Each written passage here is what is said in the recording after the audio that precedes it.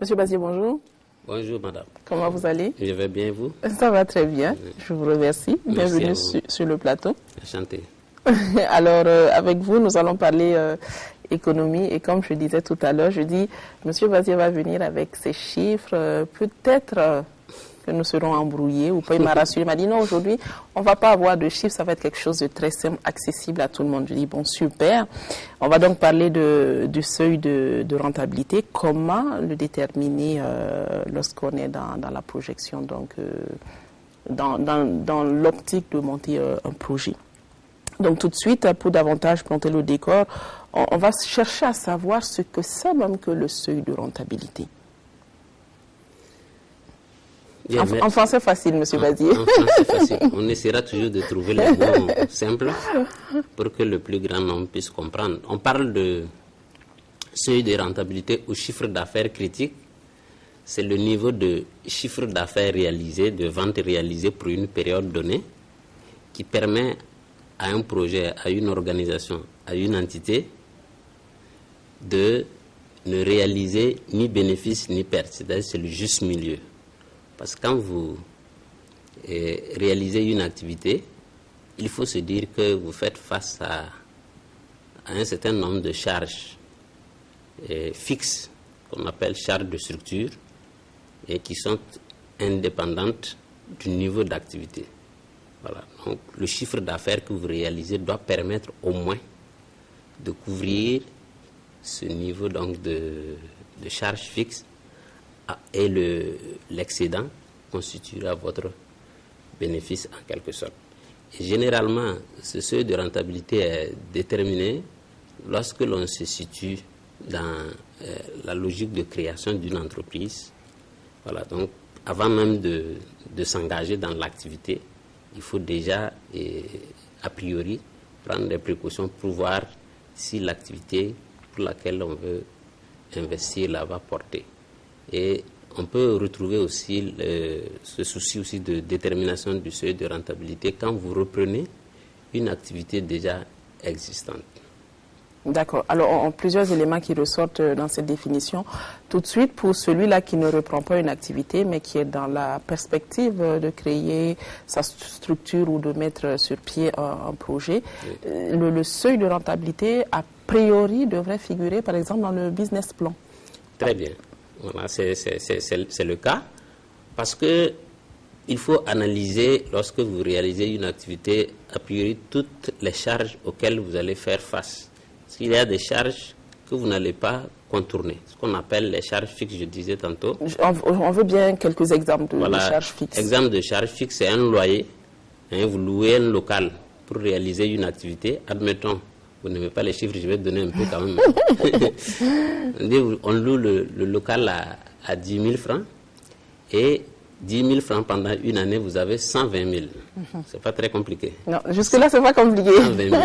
On va se dire, quel est le chiffre d'affaires que je peux réaliser si je suis un commerçant de céréales? Quel chiffre d'affaires je peux réaliser pour me permettre de payer au moins ces charges, supporter au moins ce loyer qui fait 120 000 parce que vous ne direz pas au bailleur, bon, je n'ai pas vendu, vous-même vous avez vu, je ne peux pas payer le loyer parce que je n'ai pas vendu. Non, il n'est pas dans cette logique. Parce qu'il y a ces charges que vous ne pouvez pas éviter. C'est par exemple ce loyer, c'est aussi les redevances d'électricité, c'est l'eau, les redevances d'eau, c'est peut-être le personnel que vous pouvez employer s'il y a une personne qui s'occupe de ça.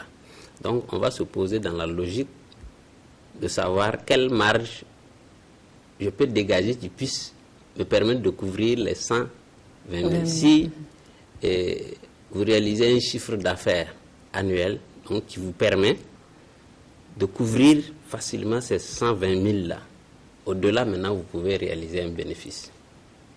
D'accord. Voilà. Donc là, on est déjà dans le com à calculer. On est déjà même, la définition nous a amené dans le com à calculer. Donc on peut même apporter plus de précision par rapport à ça. Parce que quand vous voulez étudier ce seuil de rentabilité, il faut arriver à analyser quelque peu ces différentes charges-là. Il y a les charges, parce que à l'émission passée, on avait parlé du compte de résultat. Donc, voilà, la charge, c'est quoi? C'est un bien, un service que l'on consomme pour réaliser une activité. Donc, ces charges, il faut arriver à les analyser pour identifier celles qui ont un caractère fixe et celles qui varient en fonction du niveau de chiffre d'affaires. Alors, donc, c'est les charges fixes qui posent le plus problème. Exemple, si vous vendez un sac de riz à 10 000, c'est que le sac vous a coûté, par exemple, 8 000.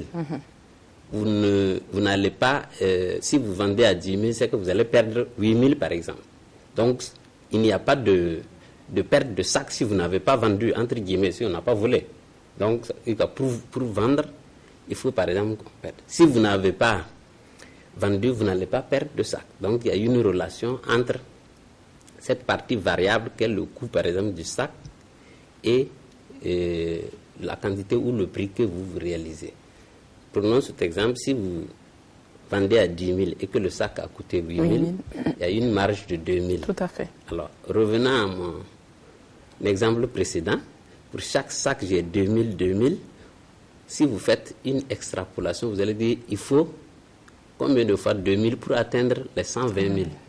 Voilà. Donc, si votre activité est telle que vous pouvez vendre un nombre de sacs tel qu'en multipliant ce nombre par 2 000, vous puissiez déjà couvrir les 120.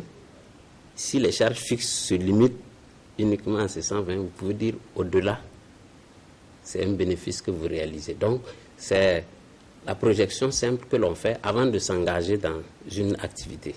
Donc, alors, il y a tous les facteurs. On va juste préciser, M. Bazier, au télématinaux, que là, on a pris l'exemple de la location. Parce que tout de suite, le télématinal peut réagir en disant, bon, supposons que je sois dans un local que je ne paye pas. Mais il y a toujours une charge fixe. Parce qu'on a parlé de l'électricité, on a parlé de l'eau, si je ne m'abuse, de ces frais-là. Des choses qui ne changent pas. Donc, c'est pour qu'ils comprennent bien que ce n'est pas parce qu'ils se retrouvent dans une maison qu'ils ne payent pas qu'il n'y a pas de charge fixe. N'est-ce pas? Très bien. Mais là aussi, il faut nuancer pour l'électricité et pour l'eau. Si vous ne consommez pas l'électricité, vous ne consommez pas l'eau, vous allez payer la redevance. Parce que la caractéristique de ces types de charges-là, c'est qu'il y a une partie fixe et une partie variable.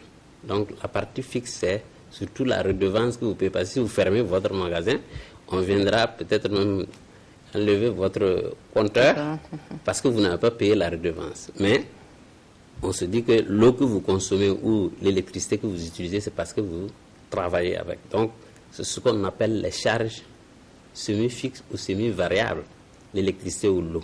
Dans tous les cas, on fait la part des choses entre la partie fixe et la partie variable. Vous avez pris le cas du local qui peut nous appartenir aussi.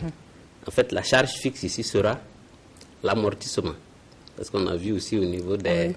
Voilà, on va se dire, une moto que vous utilisez pendant 5 ans, si la moto fait 500 000, on peut, dans le calcul, considérer que chaque année, la moto perd 1/5 de sa valeur. Ça fait 100 000 qui viennent s'ajouter. Donc, c'est un cumul de charges fixes. Il faut avoir une idée du montant global que vous pouvez avoir par mois par rapport à tout cela. Alors, M. Bazier, je me permets de sourire parce que je me dis, je vais inviter nos télématinaux à rentrer directement en contact avec M. Bazier. Une question, on entraîne une autre et voilà, je vois qu'on s'étale, ça s'élargit. Bon, il y a pas mal de petites choses en fait pour vous permettre de maîtriser. On reste assez longtemps sur une question, mais malheureusement, il va falloir qu'on avance parce qu'on ne dispose plus de beaucoup de temps. Or, il y a des questions pertinentes qui sont là. Moi, je voudrais bien qu'on parle assez rapidement du point mort.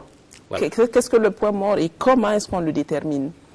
Très bien. Le point mort, c'est en fait une traduction en termes de temps du chiffre d'affaires. Le point mort, c'est de chercher à savoir le chiffre d'affaires critique au seuil de rentabilité qu'on réalise là, à partir de quelle période de l'année, puisque généralement, quand on parle d'exercice comptable, c'est l'année commercial que l'on considère du 1er janvier au 31 décembre, on cherchera à savoir à partir de quelle date je peux considérer que le chiffre d'affaires que je réalise me permet de réaliser un bénéfice. Si par exemple votre chiffre d'affaires critique ou votre seuil de rentabilité va au-delà, c'est-à-dire quand vous considérez le chiffre d'affaires réalisé et le niveau du seuil de rentabilité dépasse 6 mois, vous pouvez par exemple vous dire qu'à partir du 7e mois, vous réalisez un bénéfice. Donc, plus tôt le point mort est réalisé, plus tôt vous êtes à l'aise. Et si le point mort va vers décembre, il faut en tout cas se dire que poser les bonnes questions. Voilà, c'est une activité à risque, on peut dire, c'est limite. Or, si vous êtes par exemple dans le premier trimestre, c'est une date, on peut calculer avec, en fonction de la régularité aussi du chiffre d'affaires réalisé, déterminer la date à partir de laquelle on peut considérer que bon, on a suffisamment vendu pour couvrir les charges fixes et que le reste du temps, c'est le bénéfice qu'on va réaliser. D'accord. Donc, en répondant à cette question, on a plus ou moins amorcé aussi la prochaine, qui est de savoir quelle est l'utilité même de calculer le seuil de rentabilité. Mais tout de suite, vous nous dites, ça nous permet aussi de faire un peu la part des choses, de savoir où on va et se poser les bonnes questions. Attention, est-ce que là, c'est vraiment quelque chose, est-ce qu'il faut continuer? Ça nous permet de rectifier un peu le tir, si on peut le dire ainsi. Tout à fait. Dès le début, vous avez parlé un peu du business plan. Dans l'étude de faisabilité, on peut s'intéresser. Parce que quand l'activité n'existe pas, il faut trouver peut-être des données qui nous permettent donc de faire des simulations pour voir qu'est-ce que ça peut présenter sur une année. Voilà. Et chercher à analyser les différents éléments de charge pour dire, bon voilà, compte tenu de telle information, je sais que je suis en mesure de vendre telle quantité dans telle localité par tel canal et mon niveau de charge fixe est de temps pour prouver à vos partenaires ou à ceux qui vont financer le projet aussi que réellement donc, le projet tient la route en quelque sorte. Donc ça permet de se décider à investir parce que si vous présentez des données qui ne sont pas conformes à la réalité, parce que celui qui vous lit peut se rendre compte aussi que ce n'est pas réaliste, il va dire non, c'est pas possible, ça ne tient pas la route.